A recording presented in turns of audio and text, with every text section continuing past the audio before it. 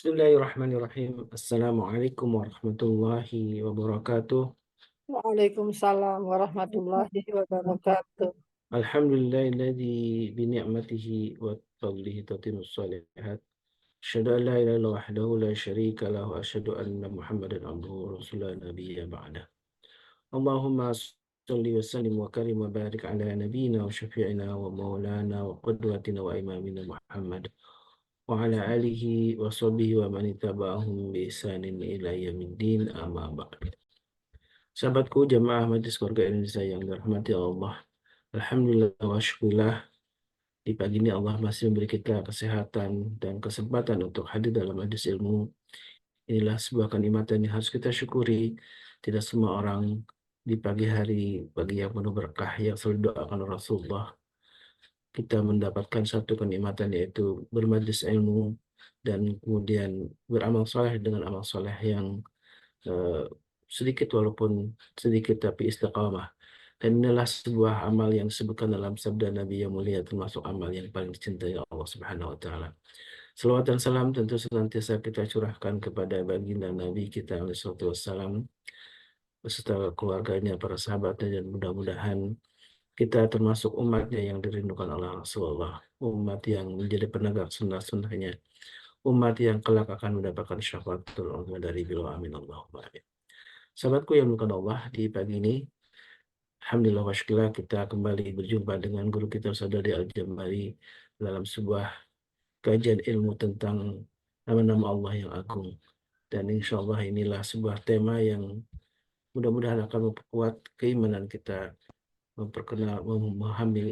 memahamkan kita tentang zat Allah yang maha agung, dan dengan itulah pula kita makin mencintai Allah dan Rasulnya.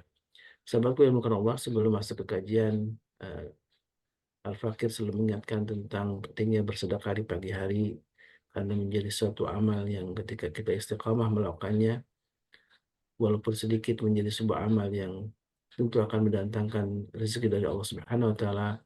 Dengan amal itu pula Allah akan lindungi kita dari mara bahaya di hari ini. Dengan amal itu pula Allah akan angkat derajat kita, dan mudah-mudahan dengan sedekah yang rutin kita lakukan menjadi wasilah untuk mendapatkan ridho Allah Subhanahu wa taala. Jemaah yang bukan Allah, pagi ini kita akan membahas sebuah tema tentang Al-Qawi, bahwa Allah Maha Kuat. Allah begitu Maha Kuat dan disebutkan dalam berbagai macam ayat dalam Al-Quranul Karim tentang makna padanan tentang Al-Qawi, yaitu Allah Maha Kuat ini. Ada juga disebutkan dengan Al-Matin, Al-Aziz, yang mempunyai kesamaan tentu dalam pemahaman yang sangat terbatas ini. Manusia kita hanya memahami bahwa Allah Maha Kuat, dan kita bisa menyaksikan betapa kekuatan Allah ini sungguh dari tampakkan ke dalam ke di hadapan kita, dan kekuatan Allah inilah yang menjadikan kita makin tunduk kepadanya. Mudah-mudahan kita semua jemaah yang bukan Allah makin paham dengan apa sesungguhnya eh, penghambaan kita kepada Allah yang Maha Kuat ini, dengan tadi salah satunya kita memahami Asmaul Husna. Dan alhamdulillah guru kita sudah hadir bersama kita, dan mari kita siapkan hati kita untuk bisa memahami kajian tentang Asmaul Husna ini dengan penuh kekhusyuan dan penuh uh, ketaziman terhadap Allah Subhanahu wa taala. Baik, alhamdulillah wa syukurlah. Mudah-mudahan kita doakan selalu ya guru kita yang selalu menemani kita tiap pagi, ada Ustaz Dodi Al-Jambari, dan setiap Selasa, Rabu, Kamis ya, selalu istiqamah untuk menemani kita. Kemudian Allah senantiasa limpahkan keberkahan kepada beliau, Allah selalu jaga beliau sama keluarganya, dan juga tentu istiqamahkan dalam jalan dakwahnya. Amin Allahumma amin. Baik, alhamdulillah Sadadi Al-Jambari, insyaallah kita ketemu lagi di hari ini ya, insyaallah.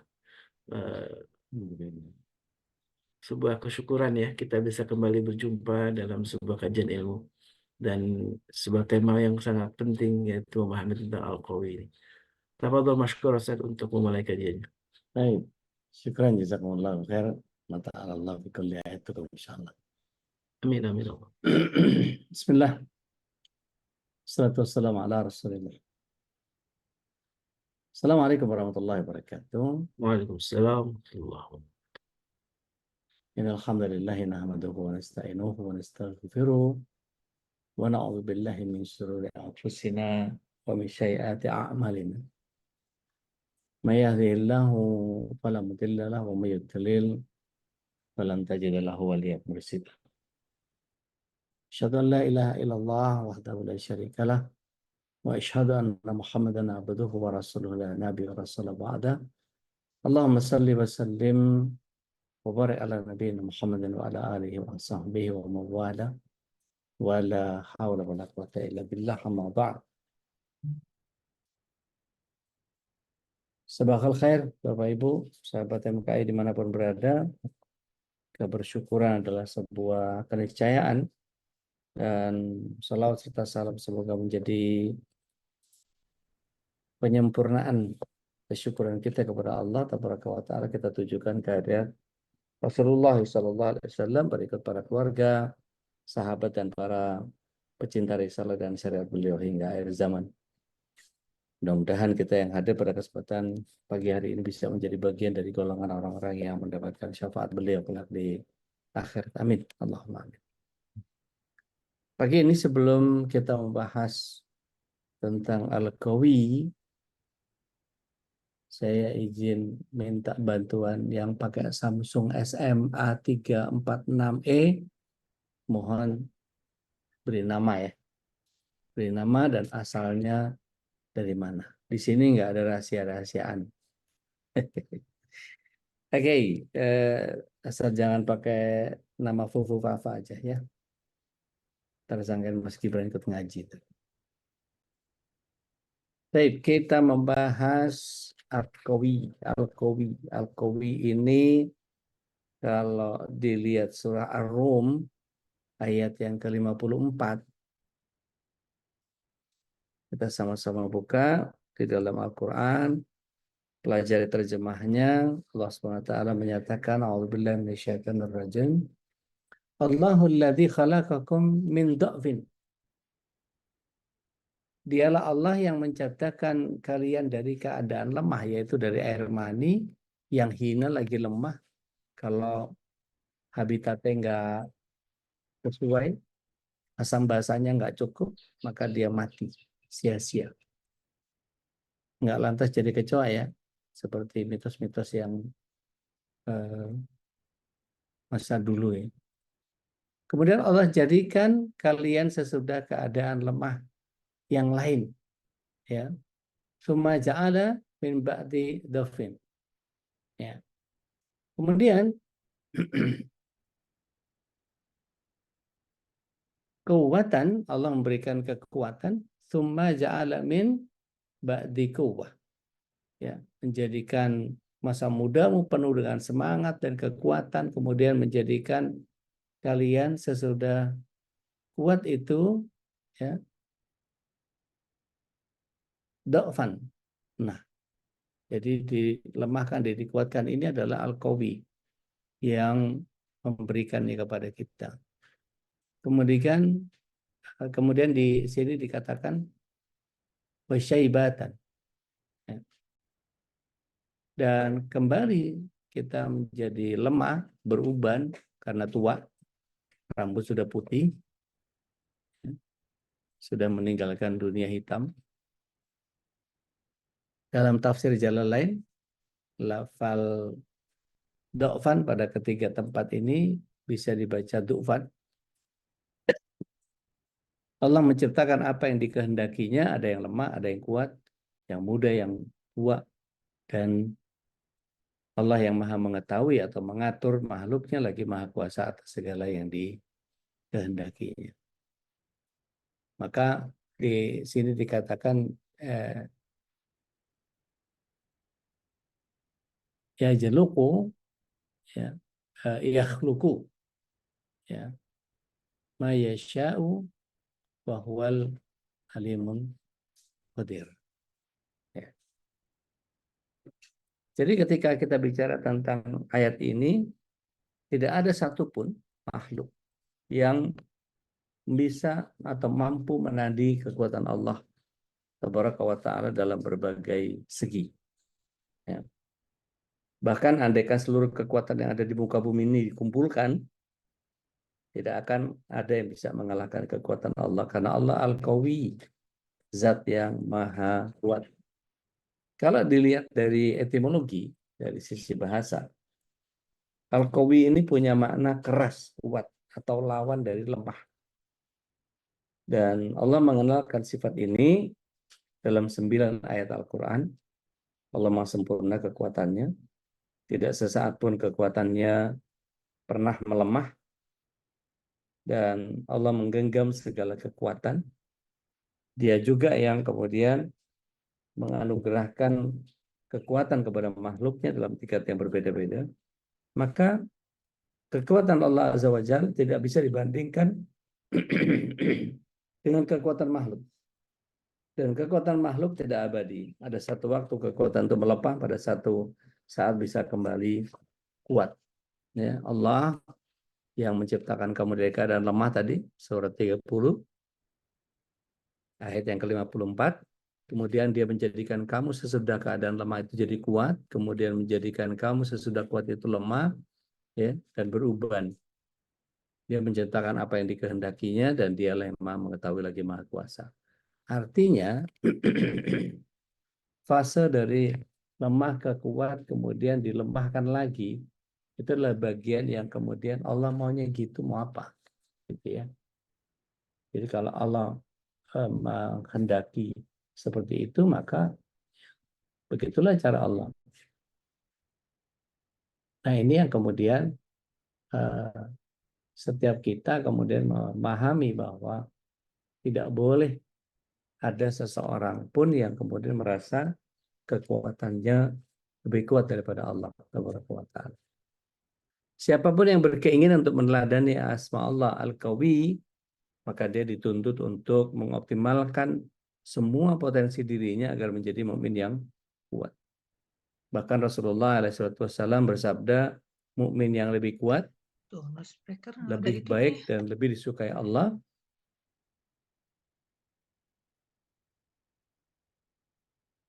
daripada mukmin yang lemah, walaupun dalam keduanya ada kebaikan. Nah, pertanyaannya adalah, kuat seperti apa yang dikehendaki oleh Islam? Tentu saja bukan hanya kuat dalam satu segi, tapi lemah dalam segi lain. Kekuatan ini disyaratkan oleh Allah Tabaraka wa Ta'ala dan Rasulnya Shallallahu Alaihi Wasallam adalah kekuatan yang holistik. Ya fisiknya, ya finansialnya, ya ilmunya, ya mentalnya, dan tentu saja kuat secara ruhiyah.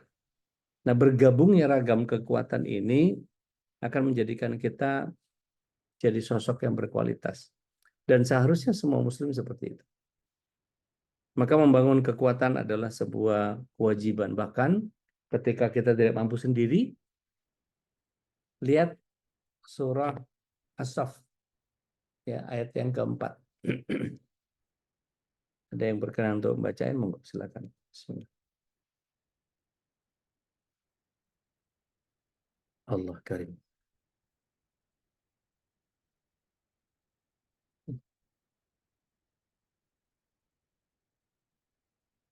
Enam puluh satu ayat 4, enggak, kalau udah yang udah ketemu. A'udzubillahi minasyaitonir rajim. Innallaha yuhibbul ladzina yuqatiluna fi sabilihi saffan ka'annahum bunyanun marsus. Jadi Allah senang sama orang yang ketika berjuang di jalan Allah, dia membentuk benteng yang kokoh, soft-soft yang teratur. Gampang diaturnya, ikut komando, komando bilang A, A.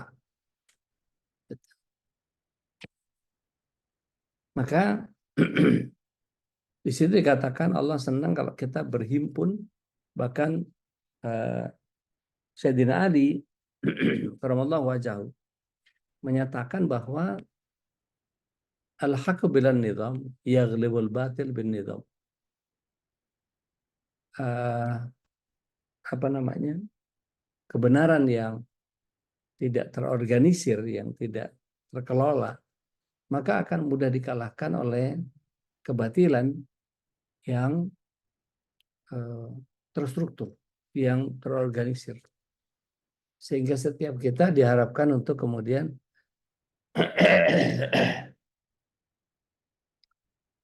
punya kemampuan untuk berkoordinasi.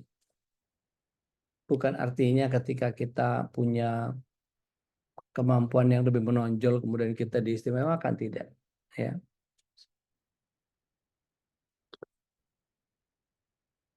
Ketika Khalid bin Walid misalnya, beliau begitu masuk Islam, kemudian satu kali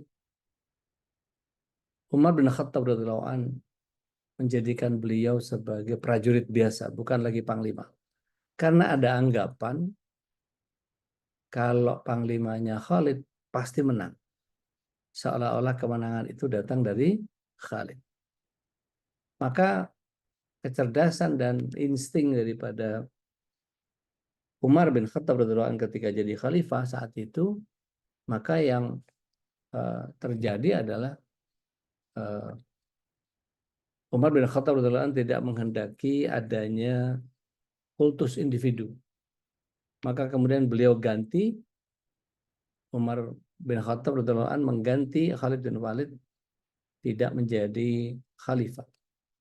Kalau saya nggak keliru, Usama bin Zaid diminta untuk jadi panglima dan mengalami peperangan dan menang. Berarti kemenangan itu bukan karena Khalid bin Walid jadi panglima.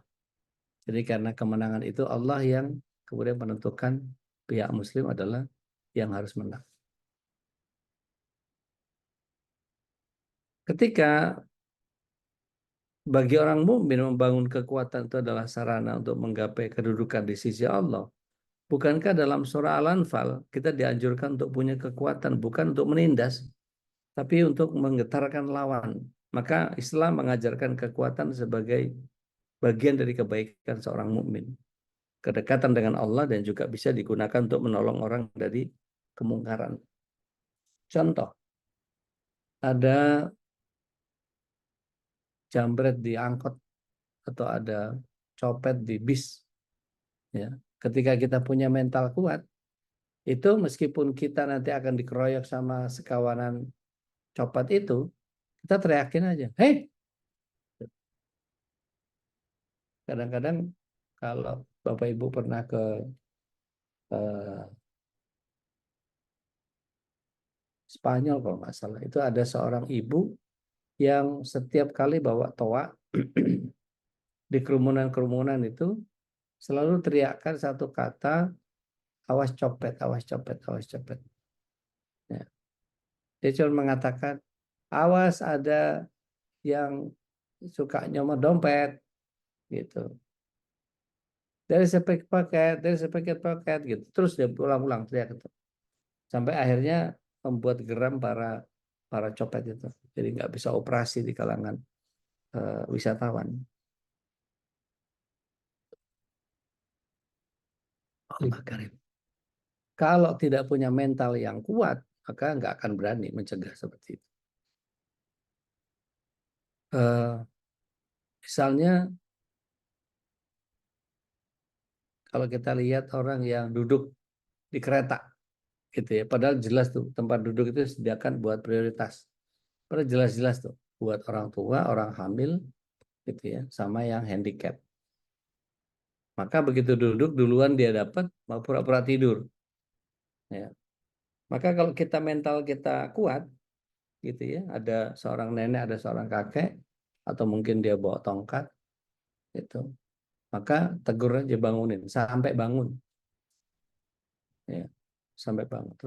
Terserah dia mau marah sama kita, terserah, bukan hak dia. Jadi kalau kita berkenan untuk melakukan itu karena kekuatan mental kita, maka ini yang jauh lebih baik, yang lebih dicintai oleh Allah Tabaraka wa Ta'ala. Nah kemudian Islam ini melihat bahwa ini penting untuk dipahami bahwa keterpurukan yang menimpa umat Islam saat ini, khususnya di negeri kita tercinta, negara kesatuan Republik Indonesia ini, disebabkan kenapa? Karena kita lemah secara ekonomi, sehingga mudah dipermainkan oleh orang-orang kafir dan munafik. Kita lemah secara keilmuan, sehingga mudah ditipu dan diperalat. ya, malas baca. Kalau saya ulang lagi nih pertanyaan saya, yang dulu waktu sekolah jadi anggota perpustakaan ada berapa? Coba pengen tahu. Coba Acung dan Nadia, Mbak Dina, siapa lagi? Cuma berdua doang, 60 orang. Ustaz Khalis, Masya Allah. Cuma bertiga. Ya salah. Parah kan? Lemah literasi gitu. Ya, saya tambahin deh satu. Ya. Jadi ketika kita tahu bahwa lemahnya literasi membuat kita menjadi tidak punya apa namanya, tidak punya kekuatan di dalam mengatasi berbagai hal. Maka saya lebih senang kalau kemudian orang banyak baca apa saja. Saya dulu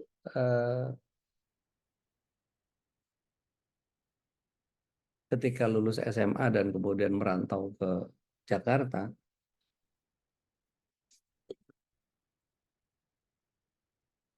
diingatkan sama Mas Tito, salah satu tetangga saya di Tanah Abang.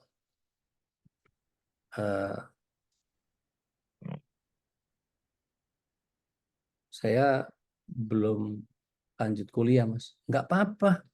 Kamu nggak kuliah, nggak apa-apa. Nah, ini menguatkan saya. Jadi maksudnya gimana? Kalau kamu nggak kuliah, nggak apa-apa. Tapi yang penting jangan pernah berhenti baca. Jangan pernah berhenti baca. Jadi ketika kawan-kawan itu, alhamdulillah, qadarullah saya gelandangan setahun di Jakarta, terus kemudian jadi pengisi acara di dunia fantasi di Ancol. Jadi ngakunya kuliahnya di mana? Di ABA, bukan Akademi Bahasa Asing, bukan. Tapi artis baru Ancol. Ketika itu kawan-kawan menari, saya qadarallahnya gitu sini ada mana ya? Nah, Mbak Nana tahu tuh. Iya, Mbak Nana tahu tuh. Saya 2 tahun pertama di Dufan itu cuma diminta sebagai lip singer. Jadi nggak boleh nari. Dibilangnya sama koreografernya nari saya jelek. Maka saya cuma boleh lip sync aja. Dan sementara lip syncnya banyak. Jadi ala-ala Broadway gitu. Mulai dari Frank Sinatra, lagu-lagunya siapa? Julio Iglesias, Taco, dan seterusnya banyak.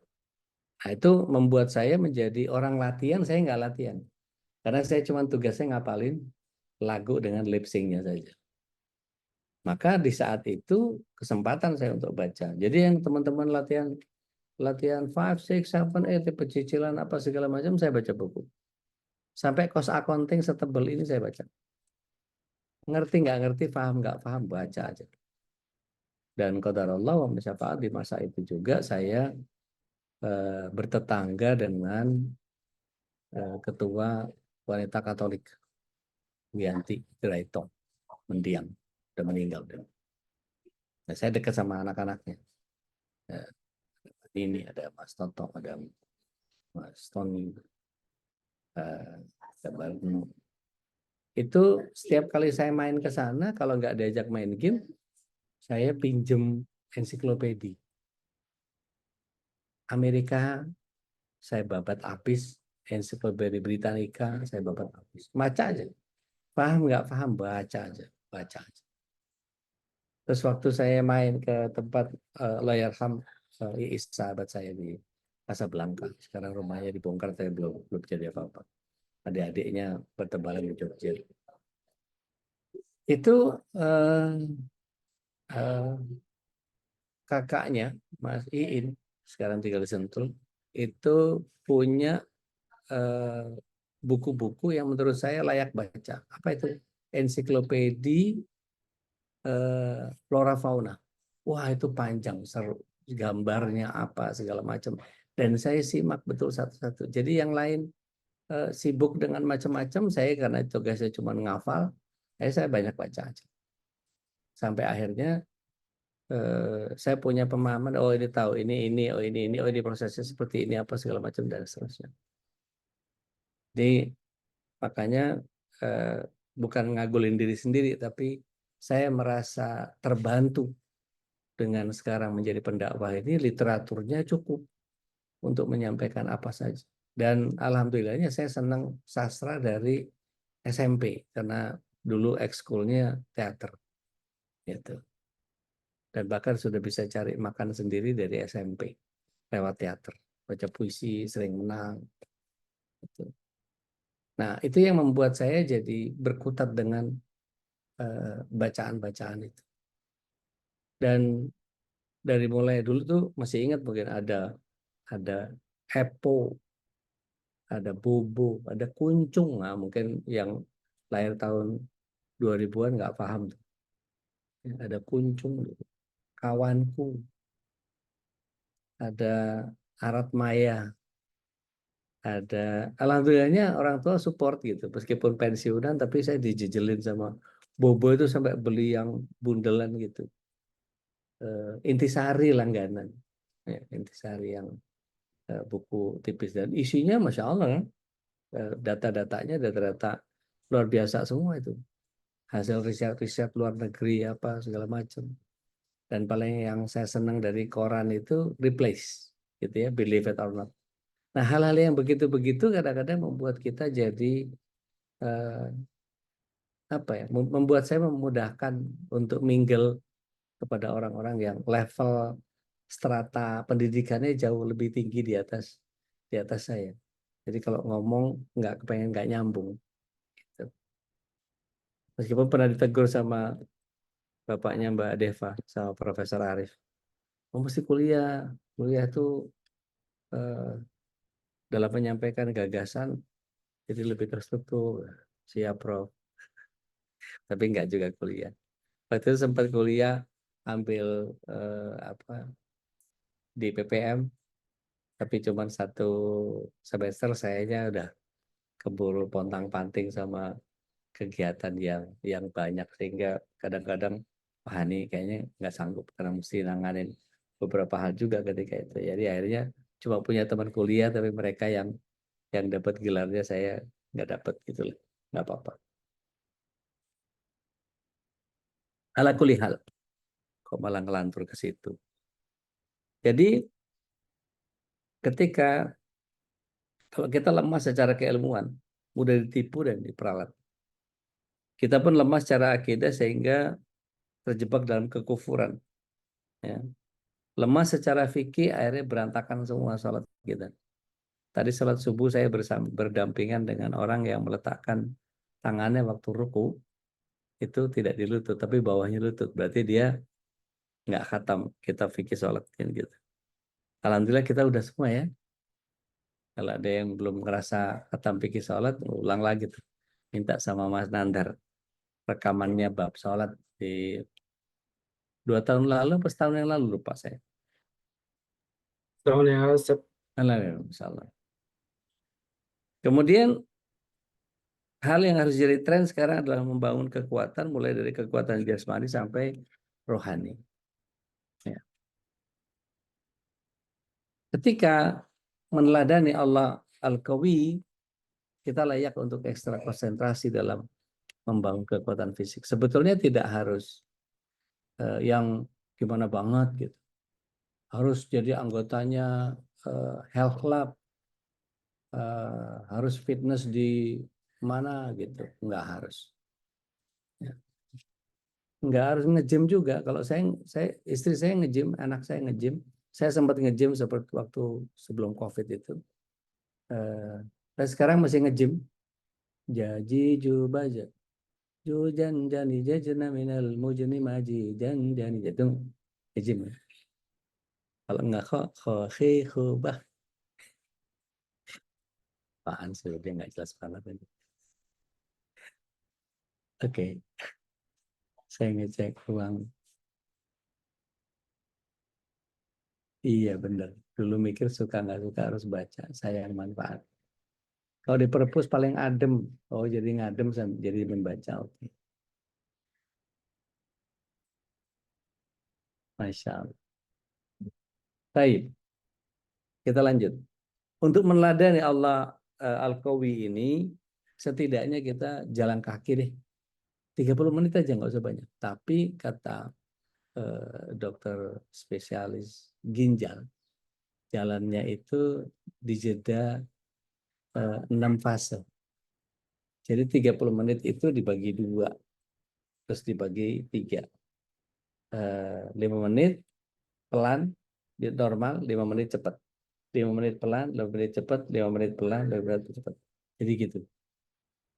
Setengah jam cukup. Jadi 5 menit cepat, 5 menit pelan lagi. 5 menit cepat. Itu ternyata jantungnya lebih bagus, kata beliau. Dokter yang ngomong, bukan saya. Maka kita layak perlu konsentrasi fisik ya. Sebetulnya sih kalau lihat Rasulullah SAW nge-gym nggak? Enggak. Beliau gedein tahajudnya. Beliau banyakin sholat sunnahnya. Karena kalau kedudukan sholat sunnah itu benar seperti yang pernah saya sampaikan untuk manfaat kesehatan, akan banyak orang yang kemudian mendapatkan manfaat dari sholat itu sendiri. Ibarat kayak sujud. Sujud itu kalau sujudnya benar, tungkainya lurus, punggungnya lurus ke depan, maka yang terjadi setengah berat badan itu akan ditopang sama tangan, sehingga deltoidnya, ya, otot dadanya itu terlatih dan seterusnya. Belum lagi stretching yang dilakukan pada saat ruku. Gitu. Hamstringnya, otot paha belakang itu ketarik semua. Sebenar posisinya. Ya. Iya Mbak Reni, nge-gym orang olahraga maksudnya. Isi saya tapi sama anak saya udah, saya jalan kaki sama paling sepeda cycle apa statis. Semenjak habis stroke itu udah mulai terbatas geraknya. Oke. Ritme makan, olahraga, jam istirahat ini kalau bisa dijaga kualitasnya. Meskipun bukan satu saja terpenting, tapi kekuatan fisik itu untuk apa? Untuk supaya ibadah kita makin baik. Ya. Sehingga ini hal wajib untuk mengabdi kepada Allah lebih optimal. Bagaimana kita bisa maksimal berjihad jalan Allah kalau fisik kita lemah dan lembek? Ya. Sebagai ilustrasi, pedang Rasulullah SAW dan Ali bin Abi Thalib itu serta para sahabat yang lain rata-rata ukurannya besar, panjang, dan berat. Logikanya kalau tidak punya tangan yang kuat mereka tidak akan mampu menggunakannya. Ada yang tahu nggak Rasulullah SAW itu umur berapa waktu hijrah ke Madinah?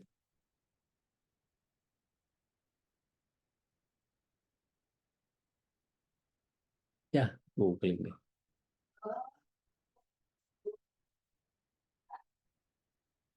Berapa umurnya? Gampang. Rasulullah SAW umur berapa jadi Rasul?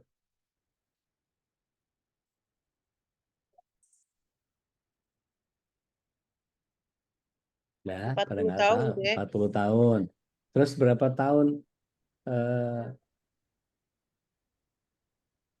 tahun beliau berdakwah di Mekah? 10 tahun. 10 tahun ya udah. 13.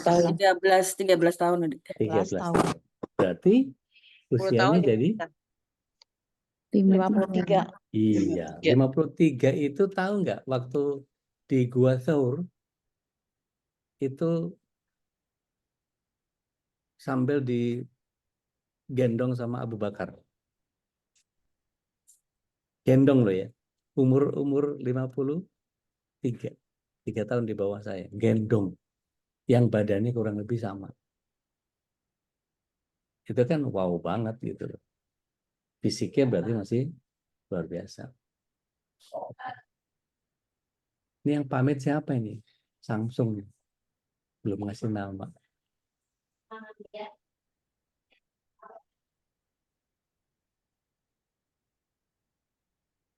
Mbak Samsung apa Mas Samsung? Anak baru kayaknya. Anak baru. Oke. Kira-kira perlu nggak nih bikin senam-senam ringan untuk MKI ini tiap pagi tapi jangan di setel di sini. Kira dikirim ke grup, terus kemudian gerakan-gerakan itu bisa dilakukan sendiri di rumah. Sebetulnya saya senang sama olahraga Tai Chi. Kalau di kita apa? Jantung sehat ya. Itu Tai Chi itu bagus banget. Karena secara gerakan tidak ada yang rumit. Secara misalnya dulu tuh ada Pak Hendra, saya pernah belajar. Itu gerakannya pelan, 10 hitungan. Ya. Jadi kalau memeluk bulan, 1, 2, 3, 4, 5, itu pelan gitu. Tapi keringatannya Masya Allah, itu gobios. You know what the meaning of gobios? Jadi kalau latihan fisik itu Masya Allah. Kalau bisa kita canangkan. Dulu sempat saya sempat jadi instruktur juga dulu. Zaman masih muda banget. Maka berusaha untuk giat berlatih supaya tekad ini termasuk ibadah. Jangan malas push up, lari, senam, ya. Aktivitas ini tidak hanya menambah vitalitas, kebugaran, tapi kecerdasan dan juga mood dan kebahagiaan. Tuh Abah Husairi sambil jalan kaki, langsung dipraktekin. Kemudian orang yang fisiknya baik, tentu dia akan melakukannya sambil takarrub kepada Allah. Ini menjadi bagian yang kemudian kita punya tubuh yang kuat dan sehat. Bisa berbuat banyak. Bisa menolong ibu-ibu yang butuh bantuan dengan belanjaannya. Nolong orang yang terdolimi. Tentu tidak akan menjadi beban buat orang lain. Kita bisa menikmati ibadah. Sujud dalam keadaan sakit kepala itu beda banget rasanya sama sujud dalam keadaan sehat. Tahajud dalam keadaan fit itu jauh lebih nikmat ketimbang tahajud dalam keadaan lemah. Jangan pelit untuk membeli makanan yang bergizi karena sekali saja kita sakit akan butuh biaya yang lebih besar. Sungguh menjaga kesehatan ini akan bawa kebaikan. Kemudian kuat secara finansial. Ini membuat kebaikan. Kenapa? Semua episode kehidupan kita perlu biaya. Ya. Kita akan sulit beribadah kalau nggak bisa makan dan minum. Makanan dan minuman nggak ada yang bisa dibeli dengan pahala dan doa. Ya.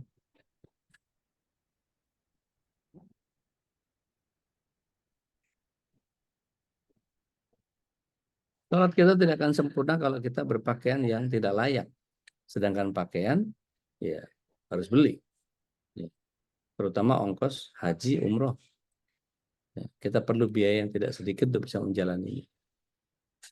Ada beberapa asatidz yang kemudian menyarankan jangan dulu beli rumah, jangan dulu beli mobil, umroh dulu. Dan itu Masya Allah, luar biasa. Ya. Jadi ada bagian yang membuat kita menjadi bagian yang ini kepada salah fokus semua ini. Segala baju, segala kacamata. Tak jelas banget.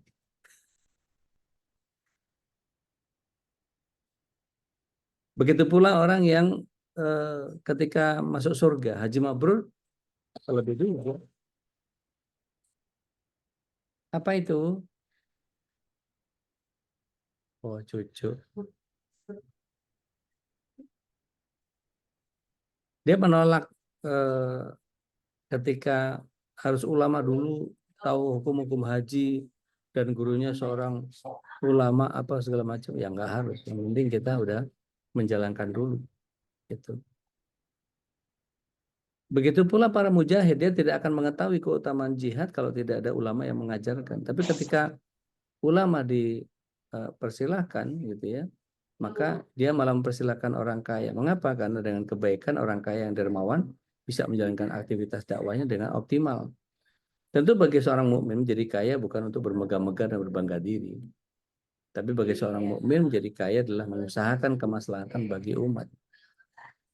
Maka jangan pernah merasa puas dengan pendapatan yang ada, apalagi yang bisa diperas lagi otak kita, apalagi yang bisa jadi eh,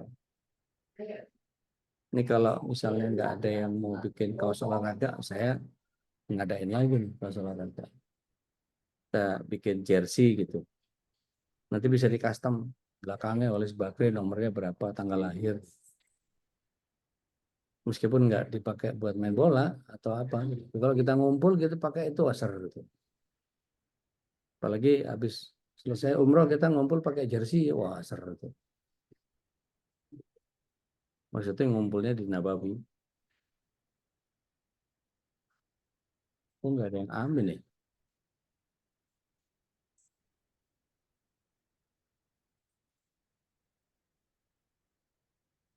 Kepaksa banget. Baik.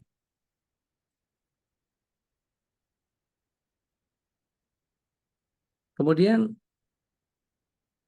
pecinta dunia dengan pecinta Allah sama giatnya. Bahkan seharusnya kita lebih giat daripada mereka karena kita pakai doa. Mereka kejar dunia dengan bersimbah. Perlu berkuah keringat tapi kita peras otak buat usaha kita yang lebih profesional. Tapi kepuasan kita bukan ketika berkumpulnya uang. Bukan punya perusahaannya. Kepuasan kita adalah ketika ada orang lapar, kita bisa memberi bantuan kepada mereka. Ada orang yang terangkat martabatnya dengan bekerja di tempat kita. Ada orang yang tidak berpakaian layak jadi berpakaian.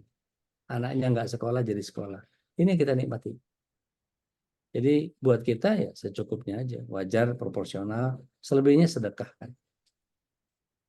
Percayalah kita kalau sudah punya rezeki masing-masing, evaluasi, bangun kekuatan diri, baru kemudian eh, yang penting itu nyari berkahnya aja. Jangan sampai kita dapat harta haram yang akan jadi racun. Nah kemudian kekuatan intelektual ini juga meneladani Allah Al-Qawi. Kita wajib meningkatkan kekuatan yang satu ini. Maka alhamdulillah kita di MKI ini dibimbing sama Bang Selo, kita apa namanya? eh, ditemani Ustaz Khalis, para asatidah di kita istiqomah tiap malam ada berperan sama Tuan Guru, ya.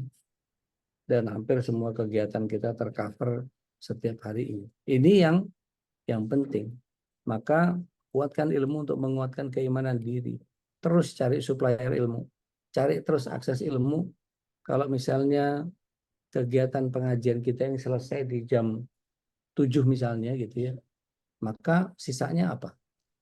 Kita kerjakan yang lain lagi, nganggurnya jam berapa? Setelah salat duha mungkin. Habis itu zikir yang Allah mafirli wa tub alayya innaka antat tawwabur rahim. Ya. Kalau Bu Dwi Sundari tadi ngirim di grup MKI Niaga Tijarah, itu ngirim bahwa yang poin yang keempat itu ada sholat duha untuk rizki. Jangan lupa, yang mendatangkan rizki itu bukan duhanya. Duhanya buat Allah. Yang mendatangkan rizki itu istighfar setelahnya. Jadi Rasulullah SAW mengajarkan kepada kita untuk baca Allahumma firli wa tub alayya innaka anta tawwabur rahim dengan Allahumma firli wa tub alayya innaka anta tawwabul ghafur. Nah, itu yang dibaca 100-100 sehingga kalau kita lihat surat 71 ayat 10 sampai 12 menyatakan bahwa ketika kita istighfar maka Allah akan banyakkan harta, hujan, rizki, anak, ya, harta, kebun-kebun, sungai-sungai. Maka kita bisa belajar dari para ulama besar yang menjadi bintang dalam peradaban Islam. Dengan segala keterbatasan sarana dan prasarana, mereka masih bisa belajar, mengajar, karya-karyanya fenomenal.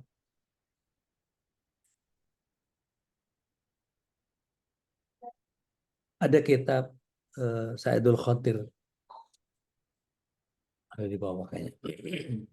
Imam Ibnu Jauzi menceritakan bahwa pengalaman dirinya ketika mencari ilmu melalui satu buku, aku tidak pernah kenyang membaca buku.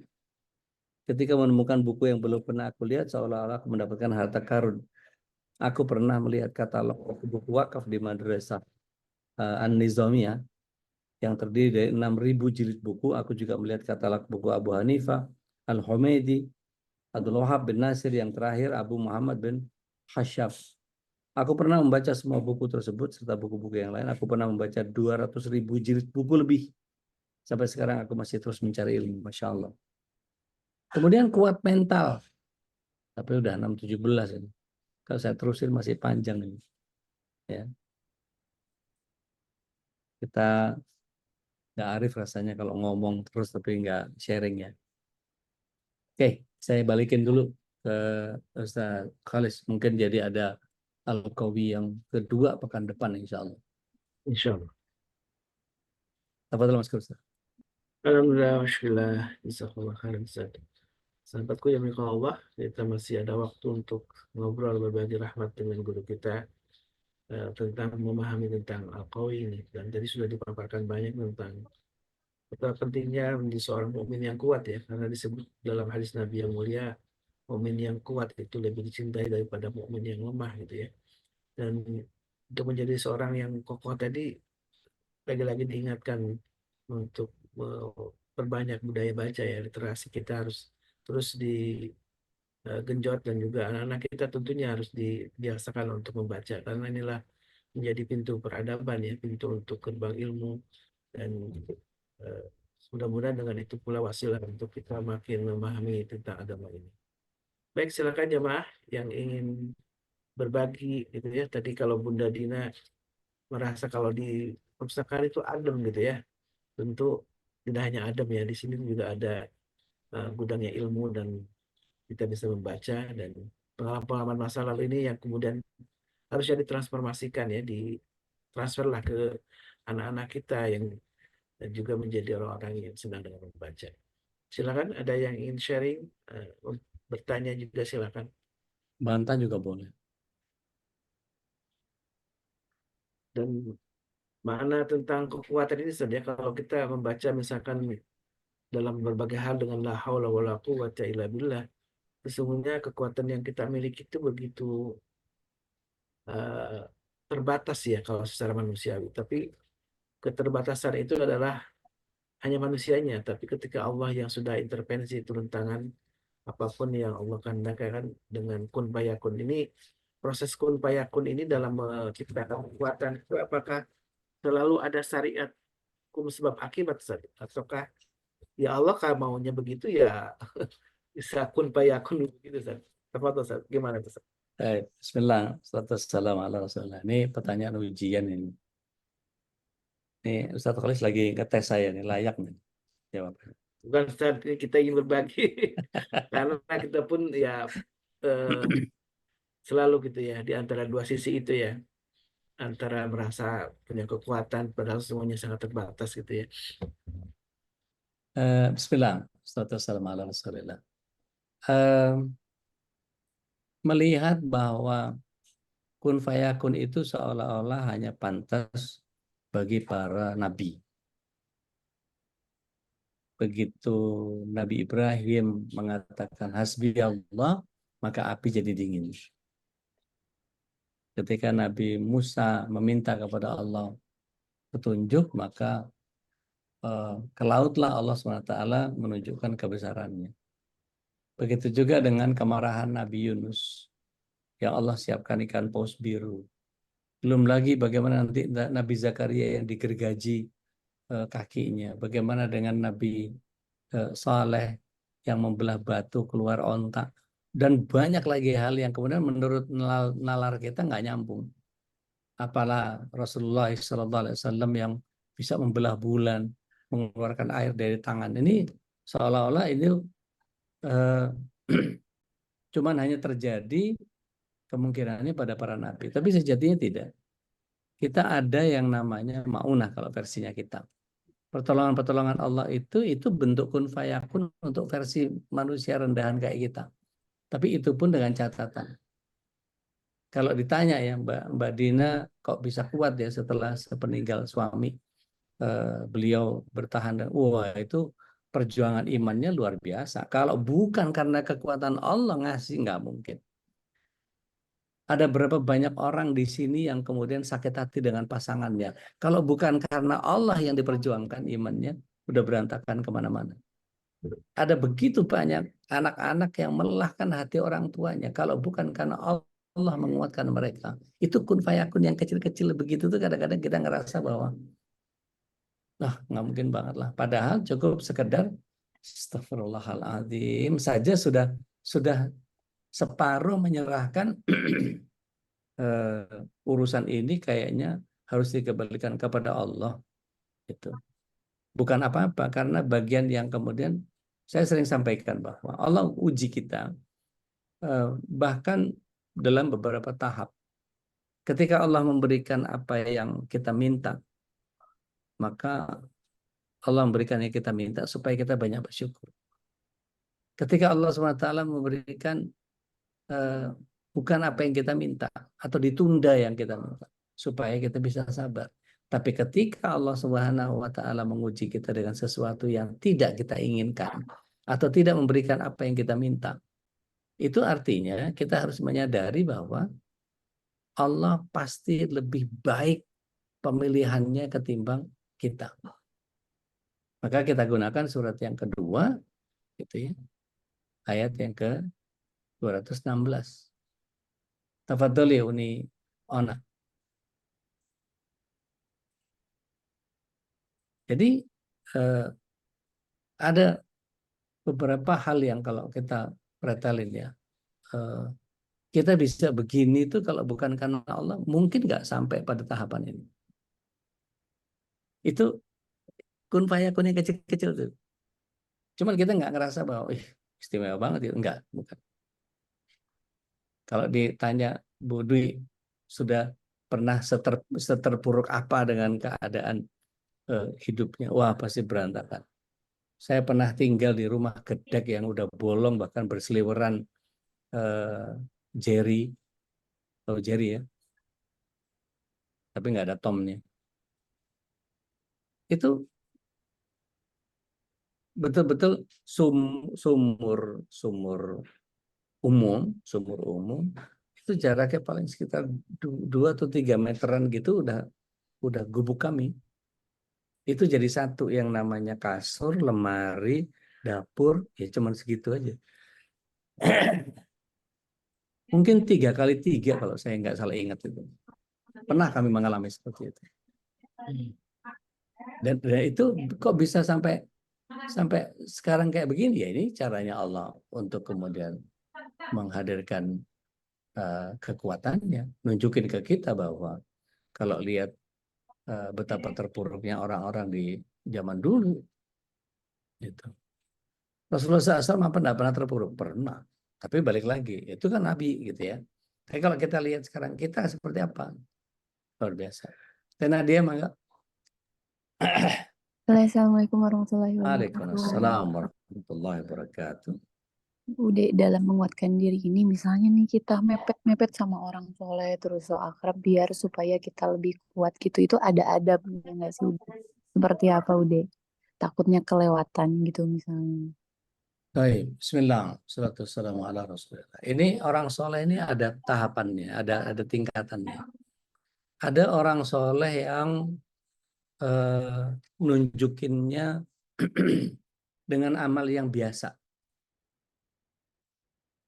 Makanya saya pernah sampaikan ke Nadia bahwa saya kenal Pak Budi Cahyadi itu guru yang menurut saya pantas untuk ditiru.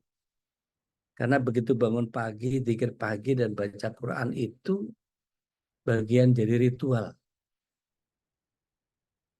Saya kenal lagi salah satu idola saya juga, Ustaz Iman Syah. Sekarang jadi trainer di ISQ. Saya pernah diajak gabung ke sana, tapi qadar Allah mungkin dia bukan takdirnya. Ada banyak orang yang modelnya memang beda-beda. Ada orang yang soleh tapi gayanya urakan. Ada orang soleh yang dia nggak mau menampakkan ibadahnya. Gitu. Saya kenal Ustadz Yusuf Mansur itu, meskipun beliau hafal Quran, beliau nggak pernah menunjukkan di surat ini langsung bunyi, nggak pernah. Saya mungkin agak cenderung lebih belagu ketimbang beliau ya. Beliau itu hafal Quran, tapi beliau masih berusaha pura-pura buka. Pura-pura buka. Padahal saya lihat itu, saya di samping dia atau di belakang beliau gitu, itu bukan surat yang dia maksud. Itu pura-pura aja dia cari gitu, terus kemudian dia baca. Baca itu dari hafalannya. Tapi ada begitu banyak orang yang naudzubillah min dzalik sama naudzubillah gitu. Diperustadkan padahal dia hanya coba sekedar kuat memorinya, padahal pemahaman Mu'tazilah. Dibangga-banggakan sama orang seolah-olah dia pasti benar pendapatnya, padahal enggak. Jadi bagaimana cara mendekatinya? Tergantung modelnya kayak apa. Gitu. Kalau orang modelnya apa namanya asik gitu ya, bisa dijadiin teman. Karena ada guru yang modelnya kayak siapa ya? Saya nyebut nama aja nih anak. Ustadz Bahtiar Nasir. Coba lihat, sahabat dekatnya siapa? Enggak ada. Dia selalu menjaga dirinya untuk hormat sama orang, orang menghormati beliau. Gitu. Saya model kayak siapa? Ustadz Felix Xiao misalnya. Dia bisa minggil ke anak muda, ngobrol, ke pengajian ibu-ibu dia masuk, kemanapun. Jadi lihat orangnya. Jadi orang soleh itu kalau misalnya dekat ke Ustadz Khalis gitu, perlu kayak gimana banget berhadapan sama Ustadz? Enggak. Biasa aja, berteman aja, asik. Kalau istilahnya Ustadz Sahar, bawain gemblong selesai.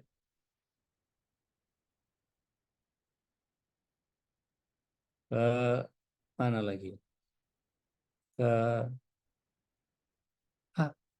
Kita rasanya di MKI sini asik-asik aja gitu menurut saya. Tuan Guru juga asik, Ustadz Saifullah juga asik, Ustadz Khairil Alam juga asik, gitu.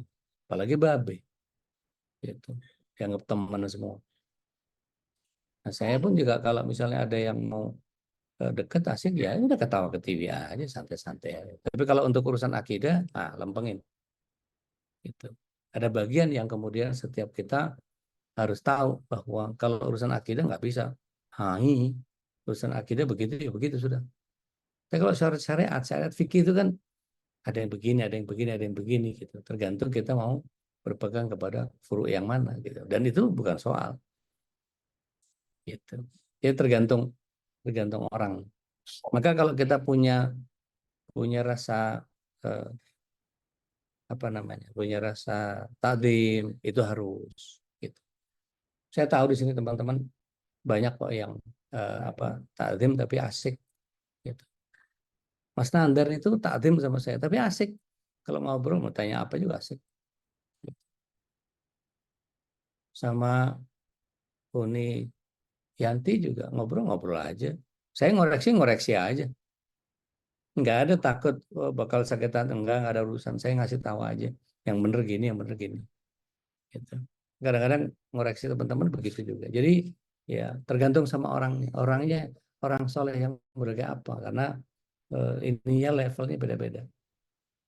Ada nanti orang soleh di apa namanya? Di kalangan para salikin itu juga begitu model. Kalau kita misalnya orang soleh kayak Cak Nun gitu ya, terus siapa lagi? Pokoknya yang menurut kita, kok dia gitu, kok dia gitu. Nah, padahal kita tahu orang soleh itu bukan orang yang diem-diem melakukan kerusakan di bumi ini gitu. Di asik-asik aja. Gitu teh, punten. Tedian, mangga. Ya udah. Assalamualaikum warahmatullahi wabarakatuh. Waalaikumsalam warahmatullahi wabarakatuh. Udah tadi Ya. menjelaskan bahwa sebelum beli mobil sama rumah lebih baik umroh dan haji dulu. Nah, itu apa kakak saya tuh rumahnya masih ngontrak, tapi dia udah umroh gitu. Itu banyak apa saudara-saudara yang pro dan kontra gitu loh. Hmm. Karena katanya ya lebih baik punya rumah dulu dibanding umroh dulu gitu. Ya itu gimana Ude? Karena Ya, katanya belum jatuhnya tuh belum wajib gitu kalau umpama belum punya rumah gitu. baik. Bismillah. Salatu wassalamu ala Rasulillah. Adakah kewajiban kita harus punya rumah?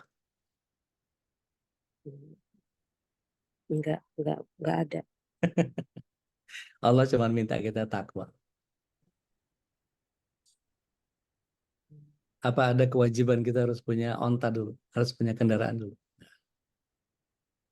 Tapi haji, umroh, itu justru harta yang kita pakai itu kita muliakan di jalan Allah dulu. Bahkan tidak sedikit orang yang kemudian begitu selesai umroh, duitnya nggak karu-karuan. Karena janjinya Allah, tadian pernah ingat nggak doa umroh? Allahumma ja'alna umrah maqbula wa damban maghfura wa sa'yan maskura wa tijaratan lan tabur. Perniagaan yang tidak akan merugi, yang Allah akan lipat gandakan. Bisa jadi mungkin lah, tapi itu ada pulang umroh kok malah kere misalnya gitu ya, malah nggak apa, malah apa namanya,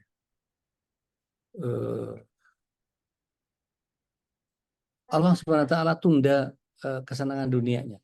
Tapi perlu dilihat juga masa lalunya ada yang harus dibayar nggak? Dia nebus dosa dulu nggak? Karena kadang-kadang ada doa yang tidak terkabul itu karena memang begitu proses yang Allah SWT berikan. Seperti itu. Tadi ya. Iya. Terima kasih Ude. Jadi kalau ada orang yang punya pikiran begitu ya coba tanya, ada nggak kewajiban kita harus punya rumah dulu? Nggak ada. Itu kan anggapan manusia. Kalau orang lebih senang sama urusan sama Allah ketimbang urusan sama keduniaan ya nggak apa-apa juga dong. Gitu. Artinya kalau itu menurut anggapan banyak orang, apakah anggapan itu bisa merusak hubungan kita dengan Allah? Maka ini cerita sedikit ya, ada di zamannya tahun berapa tuh? Tahun 80-an kalau nggak salah. Itu ada seorang ayah yang kemudian dia punya rumah, dia jual rumahnya untuk pergi haji. Wah, anaknya marah-marah. Anaknya marah-marah. Terus Bapak pulang nanti pergi di mana? Ya kalau ada yang mau di apa nitipin badan gitu, ada yang ditinggalin ya. Kalau emang ada yang mau ngurus saya ya saya pindah-pindah nanti nggak apa-apa. Yang penting saya haji dulu. Masa punya rumah nggak punya haji? Ya itu kan buat orang yang mampu Pak. Bapak belum mampu lah. Mampu saya udah jual rumah udah mampu buat bayar. Berangkat itu. Begitu berangkat duitnya ngepres, begitu ngepres saking ngepresnya, masya Allah. Itu di sana begitu mau pulang udah selesai ritual hajinya ke Pasar Seng. Dulu masih ada zaman Pasar Seng. Pasar Seng kan udah nggak ada 2007. 2008-an lah. Itu ke sana. Dia mau cari apa ya yang murah-murah bisa ditenteng buat oleh-oleh gitu. Cari, datang ke toko bagala-bagala itu. Dia masuk gitu. Ngeliat batu cincin kayak lucu gitu. Dia tanya dengan sedikit-sedikit pakai bahasa Arab itu. Kam ada? Rahis. Mahal. Kam ada? Rahis. Mahal. Itu sambil mukanya kayak ngenyek gitu. Kayak orang nggak punya duit aja nanya-nanya. Dan dibilangnya mahal, mahal, mahal. Ya kan kalau ngeliat orang mukanya muka miskin apa gimana. Akhirnya dia keluar, ketemu sama bapak-bapak agak gemuk gitu. Itu ngelapak di sorban gitu. Sorban terus dia tebarin apa namanya batu-batu itu. Batu mulia. Nongkrong lah dia duduk di depannya si Syekh itu. Kam hada su, ini jelek. Loh, tadi dibilang mahal yang ini dibilang jelek. Kam hada su. Kok jelek semua? Maka kemudian masa bawa oleh-oleh bawa yang jelek gitu ya. Maka dia berdiri pas begitu balik badan, ya Haji, tak, sini. Begitu datang suruh buka tangannya dua, dipegang gitu tangannya ditekupin gitu. Dia ambil satu tekep tuh, satu apa namanya, satu genggam. Kalau genggam kan gini ya, satu raup ya, seraupan tangan itu dimasukin situ, tek sampai jatuh. Lah, dia bilang sambil megang gitu, lah, hadiah setekep. Bingung dia. Akhirnya dia taruh dulu di celananya, diambil sapu tangan, dia ikat pakai sapu tangan. Mau ngomong syukran jazakumullah udah nggak ada orang. Karena sibuk sama ngikat itu. Orang udah nggak ada, udah pergi. Cepet banget gitu. Udah pulanglah dia cerita ke Cirebon. Sampai Cirebon, kalau ada orang Cirebon nih, coba tanya. Di sana ada Haji Batu nggak? Dibilang Haji Batu kenapa? Dia ketika sudah sampai rumah anaknya, kan rumah nggak ada, udah dijual. Maka kemudian mulailah dia omongan anak-anaknya, ini gini. Ya tapi nggak apa-apa lah bapak kita ini, nanti kan gimana lah. Dah, dia tiba-tiba ingat, oh iya, pernah bawain oleh-oleh. Buka koper lagi masih ada itu. Itu padahal udah sekarang udah 2-3 pekan lah. Baru dia bawa. Dia tanya ke toko emas. Nah, toko emas kan pasti cari batu-batu cincin begitu. Belum ada gemolog kayak sekarang di emperan-emperan jual apa demam batu akik gitu nggak ada waktu itu. Dia bawa, dia taruh di depannya si engkoh itu. Kok, saya mau jual batunya aja nih kok. Berapa kok kira-kira kok? Itu dilihat, lihat Pak Haji itu. Lihat batunya, lihat Pak Haji. Lihat batunya, lihat Pak Haji. Nggak sanggup saya Pak belinya. Bapak ke toko yang besar aja itu. Dia tunjukin toko besar. Kalau nggak mau beli mah nggak usah beli aja gitu. Udah dibawa ke toko besar. Ci, tolong Ci, hitungin. Begitu dilihat satu, wah Pak Haji, kan dari pecinya kan kalau orang biasa kelihatan kalau pakai peci kayak Ustaz Oles gitu pasti dipanggil Pak Haji di mana-mana juga. Mau nganter ke pasar juga belum Haji juga panggil Haji aja. Nah, Pak Haji, masuk Pak Haji. Suruh masuk ke VIP room, ada teh botol, ada mie ayam apa segala macam. Mau ini ya, mau ini. Itu karena batu. Nah, saya hitungin ya. Hitungin. Udah selesai sampai ketiduran-tiduran tuh. Dia datengin Gemolo pakai koper kecil gitu, ada alat-alatnya, ada pengukur apa gemometer apa-apa gitu ya. Pokoknya tes, masukin kotak, ditandain, dinamain. Dites, ditimbang, dan terus gitu. Panjang itu karena satu tekap itu banyak banget. Sampai akhirnya itu selesai, ketiduran kan si Pak Haji. Maaf ya Pak Haji ya, nggak gue istirahatnya Pak Haji. Ini saya nggak bisa bayar sekarang semua. Tapi saya cuma bisa hargain 7 aja. Oh Alhamdulillah kata si Pak Haji. Tapi Pak Haji punya rekening nggak? Saya baru punya. Saya baru punya 11 juta nih hari ini. Gimana maksudnya gimana? Iya, ini saya hargain cuma 7. Nah, ini saya punya 11 juta. 7 apa? 7 M. Gelap nyender dia. Lemes itu. Maka kemudian ditunjukin ke anak-anaknya. Berkahnya rezeki haji itu kayak begitu. Gitu ya Teh. Masya Allah. Mbak Dina, monggo. Ya, Assalamualaikum Ude. Waalaikumsalam. Masya Allah nyambung yang tadi ditanyakan Mbak Dian. Misalkan kalau Ya, kita sudah terdaftar reguler gitu Ude gitu. Seiring waktu mungkin tabungan kita udah cukup kalau misalkan mau kan haji sekarang banyaknya mau roda mau plus dan lain sebagainya. ya, Itu kan ada banyak pilihan sekarang ya. tergantung cuannya berapa kasarnya gitu. Nah, misalkan gitu udah ada tabungan itu mencukupi salah satu di atas reguler lah yang mempercepat kita Ya, untuk ke ya. Baitullah gitu. Sebaiknya apakah kita memakai dana tersebut atau ya udah kita toh nunggu reguler kan niat kita sebenarnya udah haji itu kita jadi nggak usah mempercepat nunggu aja itu toh yang lain itu bisa untuk kebutuhan anak-anak dan lain sebagainya. Minta sarannya Ude. Nuhun. Bismillah, salatu wassalamu ala Rasulillah. Menjegerakan kebaikan itu apa kedudukan diri kita? Wajib nggak sih, Ude? Nah, udah bismillah aja, berangkat aja. Kalau bisa cari travel haji yang di sana bisa bawa pulang Pangeran Arab gitu kan, seru tuh. Bonus itu mah Ude. Segerakan Mbak, nggak apa-apa, bismillah. Jadi kalau udah punya, ada yang bisa disegerakan, segerakan. Gitu. Insyaallah. Tadi Mbak Reni Jayusman kayak mau nanya, nggak jadi. Jadi udah, Monggo, monggo. Assalamualaikum udah. Waalaikumsalam. Tapi saya mau nanya ini loh, Dek, kekuatan tobat itu, sholat tobat ya. Kemarin kan waktu saya mau tanya tapi sudah keburu habis tausiahnya Ude.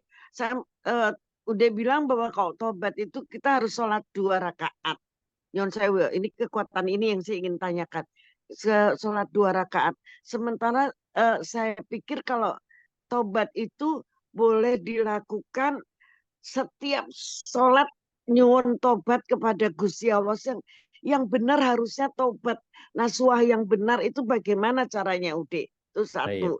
Terus kedua lagi saya ingin tanya, orang soleha, orang seperti Gusmi itu dengan caranya beliau, gayanya beliau, apakah juga itu kategori orang soleha atau sudah kelasnya udah ini, saya nggak tahu, lebih tinggi lagi, nyuwun arahan. Ketiga lagi adalah apakah boleh orang telu air gitu loh. Terus tiga, apakah boleh orang naik haji itu diutangi orang, diutangi teman. Seperti saya misalnya seperti ini, saya pernah mau naik haji tapi saya belum punya uang, lalu teman saya tuh begini, ini pakaian uangku 1 M untuk naik haji karena dia tahu saya akan pergi berdua anak saya. Tapi saya kok takut, saya nggak mau. Karena saya tahu kalau dari kecil diajari naik haji nggak boleh uangnya utang. Sementara teman itu tahu benar bahwa saya akan menjual rumah. Jadi lu pakai aja, asal lu bisa bareng sama saya, dia bilang gitu. Sampun, demikian pertanyaanku. Terima kasih. Sing pertama apa mau lali ya? Yang pertama itu loh, kalau kita tobat itu kan kemarin. Siap. Sisi ya. Bismillah. Iya. Sholat tobat itu ada beberapa versi. Ada beberapa dalil yang mengatakan bahwa sholat tobat itu di saat kita mempunyai dosa. Ya. Dosa akeh kayak awake dhewe gini ki. Kalau bisa dilakukan lebih sering lebih bagus. Tapi yang namanya taubatan nasuha itu sebetulnya dengan kita memperbaiki apa yang sudah kita lakukan di masa lalu, itu pun sudah nasuha. Contoh, dulu nggak sholat, sekarang jadi sholat. Nah, stop, udah nggak pernah ninggal sholat lagi. Maka sholat itu yang menjadi tobat nasuhanya. Tadinya nggak ngaji, sekarang ngaji. Tadinya nggak berilmu, sekarang berilmu. Tadinya nggak kenal sunnah, sekarang kenal sunnah. Tadinya pokoknya yang tadinya buruk-buruk gitu ya, maka sekarang ditinggal. Itu tobat nasuha. Jadi duduk kapok lombok, benar-benar kapok kailo. Betul-betul berhenti. Nah, ada beberapa ulama yang mengatakan bahwa yang lebih kuat itu bukan dilakukan setiap hari. Bahkan ada di antara kita yang kemudian kalau saya tanya, apakah ada di antara kita ibu-ibu yang kemudian sholat tahajudnya biasa mulai dari sholat hajat, sholat taubat, baru tahajud. Tentot, kalau ditanya mana dalilnya, itu garu-garu nggak gatel itu pasti. Hah, emang nggak ada ya? Gitu. Jadi ketika kita tahu bahwa sholat duha itu, kata Rasulullah SAW, sholat duha sholatul awabin. Sholat duha itu sholatnya orang bertobat. Maka kalau kita perhatikan dikirnya ba'da duha yang tadi saya bilang, Allahumma firli wa tub alayya innaka antat tawwabur rahim 100 kali, Allahumma firli wa tub alayya innaka antat tawwabul ghafur 100 kali, itu yang menyebabkan kemudian mendatangkan rezeki, dan itu adalah bagian yang Rasulullah SAW berpesan kepada Abu Hurairah untuk mendawamkan sholat duha dan sholat witir. Jadi monggo yang berkeyakinan mana yang dengan dalil yang lebih kuat. Ada yang bilang ba'da maghrib. Tapi kalau saya telisik dalilnya kurang kuat. Itu. Wallahu a'lam. Itu. Ta- Terus Tadi Nyan Saud, tadi pertanyaan saya adalah apakah nyuwun tobat kepada Allah, tobat nasuha itu boleh disampaikan setiap kita sholat, setelah boleh, sholat pada waktu boleh, sujud, ataukah boleh. harus memang khusus 2 rakaat Khusus, sendiri? khusus, Oh harus khusus, khusus. harus khusus. Saya pernah mempelajari bahwa ada 10 dosa besar yang pernah kita bahas waktu itu, dari mulai syirik, lalai sholat, durhaka, zina, rezeki haram, homer, judi, gitu, rusak silaturahim, kikir, gibah. Ini saya pretelin satu-satu, saya sholatin satu-satu. 2 tahun baru selesai. Baru setelah itu ya nggak tahu. Kata Allah dalam hadis Bukhari, Rasulullah SAW yang bilang sih, man yuridillahu bihi khairan yufaqihu fiddin. Barang siapa Allah berikan kebaikan,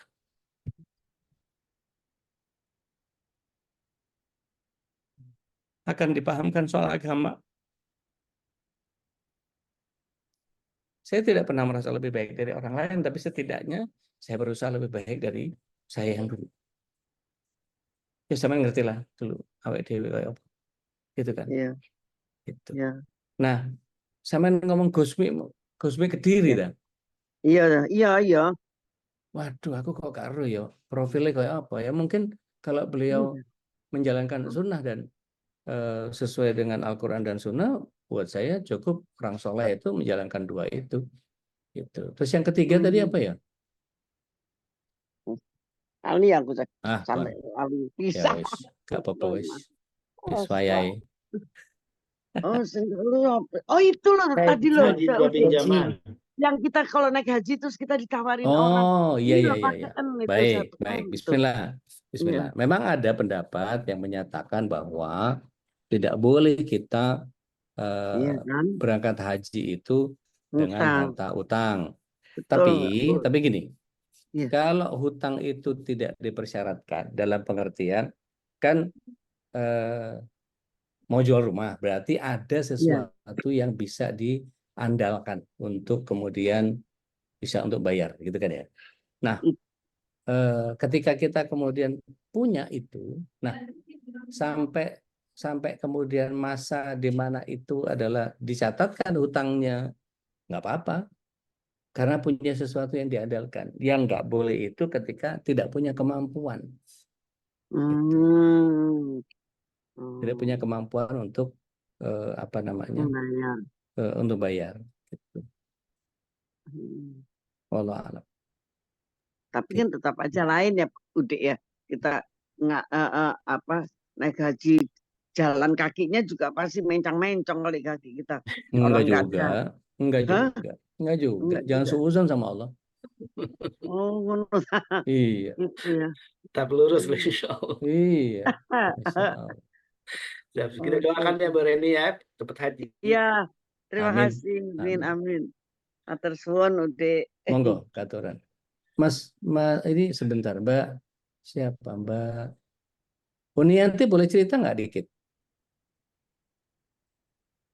Ya, udah. Pernah ngalamin semua itu kayak Udik persis. Cerita dikit aja. Dikit boleh. Tahun berapa ya? Tahun 92.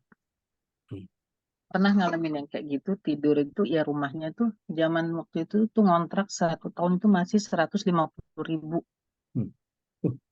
1 tahun. Saya tahun Itu 90 itu. Saya 92 udah. Masyaallah. Itu rumahnya yang asli bener bilik bambu yang dicacak itu. Kayak gitu. Yang kalau itu ya kelihatan matahari masuk, apa masuk gitu kelihatan.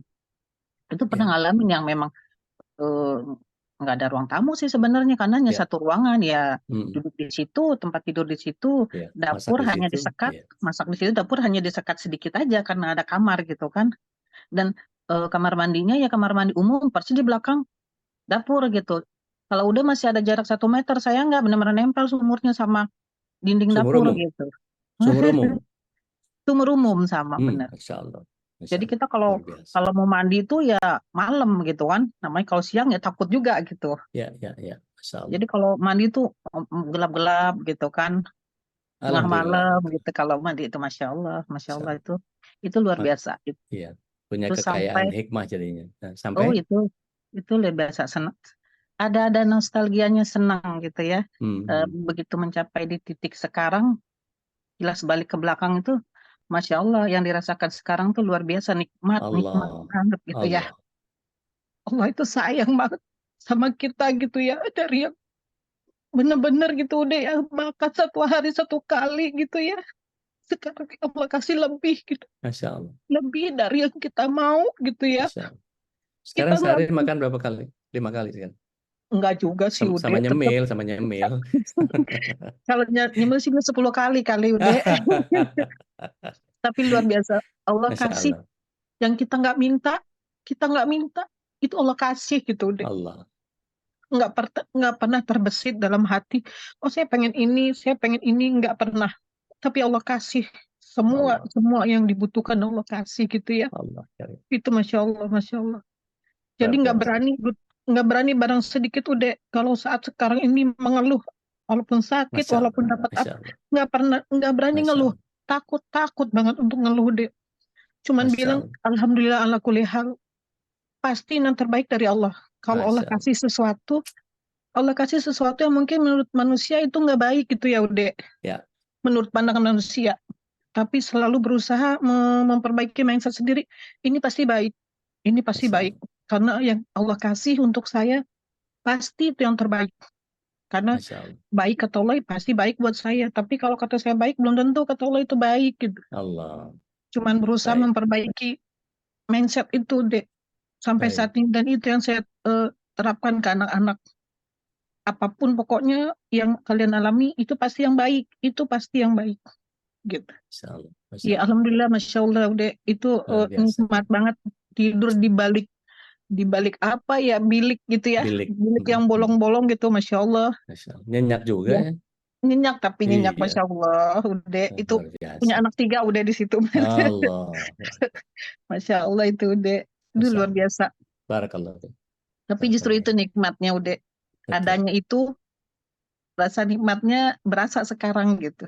Iya, Masya Allah. Baik, Sangat. syukran. Jazakumullah khair. Yanti. Udah hampir jam 7 deh. Masya Allah. Satu deh, Mas Haris. Iya, udah. Apa itu? Sekali nanya langsung makrab itu apa maksudnya?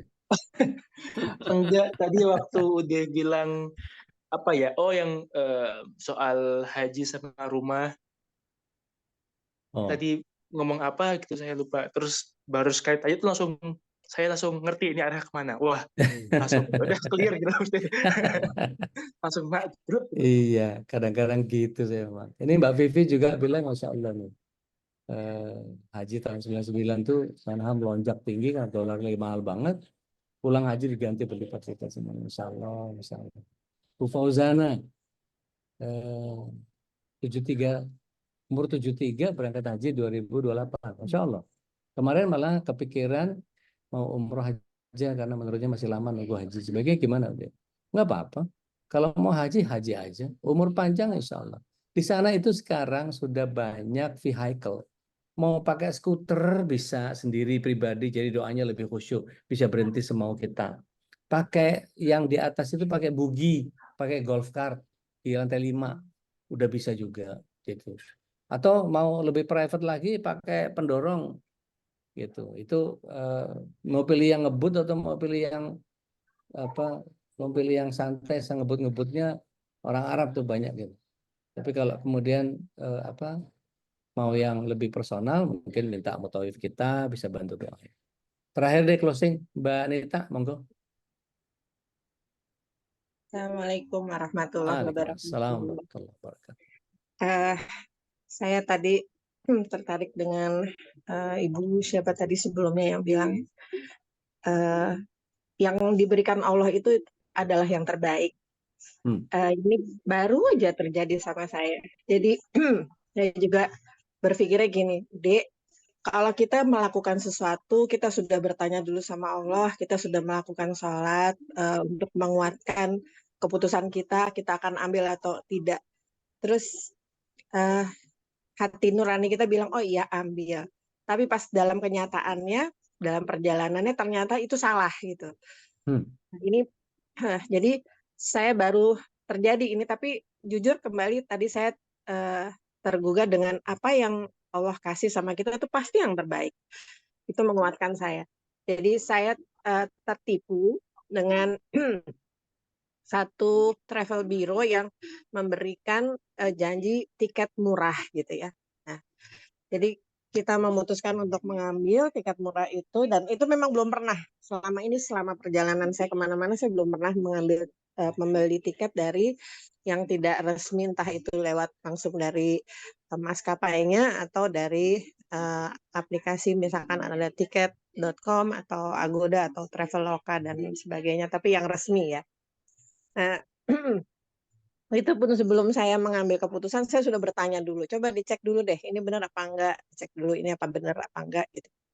Nah pada saat kan ada deadline, jadi pada saat diberikan nomor kode booking, saya pun mengecek dulu ke maskapai yang bersangkutan, oh iya nama kami ada gitu, semuanya datanya ada, dan itu kan ada time limit. Pada saat time limit kan saya memang harus ini ambil atau enggak. Saya sholat dulu deh, saya tanya Allah ini iya atau enggak gitu. Terus saya yakin, oh iya, oke, hati saya kuat gitu. Saya putuskan saya bayar gitu. Pas setelah saya bayar, terus nggak berapa lama saya tanya mana untuk ininya dan segala macamnya, terus tiba-tiba dia menghilang. Dia menghilang, kita telepon nggak bisa dan apa segala macam. Akhirnya saya diblokir. Tapi sebelumnya saya juga nggak begitu percaya langsung kasih sekian uang gitu, enggak. Saya tanya di mana kantornya, saya berbicara dengan siapa, saya minta open kamera, tapi dia bilang SOP di kantor kita tidak boleh. Dan terus saya bilang oke, identitas kamu minimal saya punya. Saya bilang saya tahu. Dia kirim lah, jadi yang saya minta ada identitasnya, ada entah KTP atau SIM atau NPWP, dan alhamdulillah dikirim semua. Tapi terus saya masih juga nggak percaya.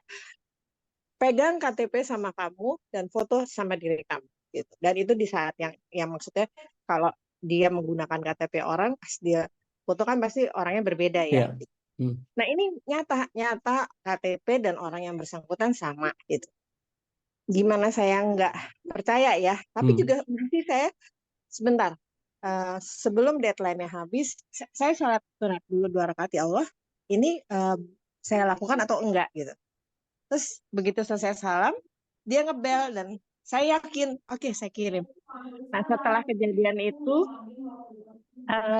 dia langsung menghapus chatnya semua yang berhubungan dengan foto KTP-nya dan segala macam identitasnya semua, sama kode booking saya. Cuman dia lupa kalau saya sudah men-screenshot semuanya gitu. Saya punya data. Oke, berjalannya waktu, terus saya langsung lapor ke polisi. Polisi juga langsung lapor suruh blokir bank saya. Tapi kan saya bilang kan ini melalui M-Banking ya. Saya bilang kalau M-Banking kan kalau kita sudah transfer berhasil berarti kan sudah masuk. Saya bilang gitu. Nggak apa-apa, dicoba aja. Oke, dengan bukti-bukti yang saya punya. Dilalanya, qadarullahnya udah pas saya pulang sampai rumah malam itu, jadi mungkin udah hampir 12:30 ya, karena saya langsung urusan ke polisi. Itu saya buka di Muslim Pro, itu surat At-Taghabun ayat 11, di mana di situ dijelaskan kalau semua musibah yang terjadi pada kita itu adalah atas izin Allah. Langsung saya istighfar kan, berarti emang izin Allah ya ini harus terjadi sama saya, dan saya tidak merasa gimana. Cuman saya tanya balik sama Ude gini, Ude kan saya sudah melakukan sesuatu, bertanya dulu dan punya apa ya bukti atau data yang nggak sembarangan saya percaya sama orang begitu aja. Tapi saya nggak ngerti maksud Allah yang dibilang semua musibah ini atas izin Allah. Saya nanya dulu sama Allah, saya boleh lakukan atau enggak gitu. Nah itu kalau menurut Ude gimana? Saya ikhlas. Baik. Ya, bismillah. Assalamualaikum ala Rasulillah. Ini udah jam 7 nih. Ustaz Khalil sudah ngeliat jam terus, saya mau ngantar anak soalnya. Singkat saja, ada hadis Muslim yang bilangnya begini. Kurang lebih pemaknaannya, ada satu musibah yang hanya bisa selesai dituntaskan oleh Allah Subhanahu wa taala. Kebalik. Ada satu dosa yang hanya bisa Allah gugurkan lewat musibah. Jadi kalau itu caranya Allah untuk ngugurin dosa kita, sebetulnya sinyalnya dari mulai ragu. Kata Rasulullah SAW apa? La yaribuk illa ma la yaribuk. Tinggalkan yang meragukanmu sampai engkau hilang ragunya. Dan kalau kita istikharah itu kan nyarinya, ya Allah kalau emang ini engkau boleh, maka buat perjelas jalannya, permudah. Nah, ini kan ternyata nggak mudah kan urusannya. Gitu. Udah diganjel-ganjel sama Allah, dicegah-cegah gitu ya. Gitu. Tapi ya gitu. Skenario langit kalau kata Mbak Nana adalah skenario yang terbaik. Insya Allah. Gitu ya Mbak. Nanti kita ngobrol di grup lagi atau insya Allah di pekan depan kita masih Al-Qawi, insya Allah. Barakallahu fiik. Terima kasih Bude. Assalamualaikum warahmatullahi wabarakatuh. Langsung pamit Ustaz. Udah jam 7 lewat 3. Tabarakallah, mudah-mudahan jadi inspirasi untuk kita semua. Ya Rabb. Intinya husnudzon sama Allah semua, skenario itu yang terbaik tadi sudah di-mention juga. Semua skenario yang terbaik, dan insya Allah kita besok masih ketemu dengan Uday ya, kita ngobrol lagi tentang adab, dan insya Allah pekan depan kita masih ngaji tentang Al-Qawi, karena ini banyak sekali pembahasannya kayaknya, dan masih banyak curhatan dari atau testimoni dari para jamaah yang mudah-mudahan berhasil untuk kita semua. Iya. Bikin statusnya Al-Qawi gitu loh. Gitu ya. Baik. Ustaz, izin Ustaz. Assalamualaikum. Kita tutup majlis ini dengan doa kafatul majlis. Subhanakallahumma wa bihamdik, asyhadu an la ilaha illa anta, astaghfiruka wa atubu ilaik. Jangan lupa sedekah di pagi hari. Mudah-mudahan ini jadi wasilah juga untuk menghapus dosa-dosa kita ya Ustaz ya, dan juga untuk menjaga kita dari mara bahaya. Amin Allahumma amin. Mari kita tutup, tadi sudah ditutup, dan dari saya wassalamualaikum warahmatullahi wabarakatuh. Waalaikumsalam warahmatullahi wabarakatuh. Waalaikumsalam warahmatullahi wabarakatuh. Allahumma arhamna bil Qur'an waj'alhu lana imaman wa nuran wa hudan wa rahmah. Allahumma zakkirna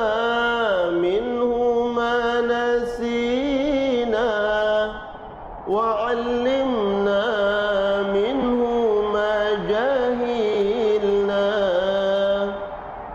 وارزقنا تلاوته آناء الليل وأطراف النهار واجعله لنا حجة يا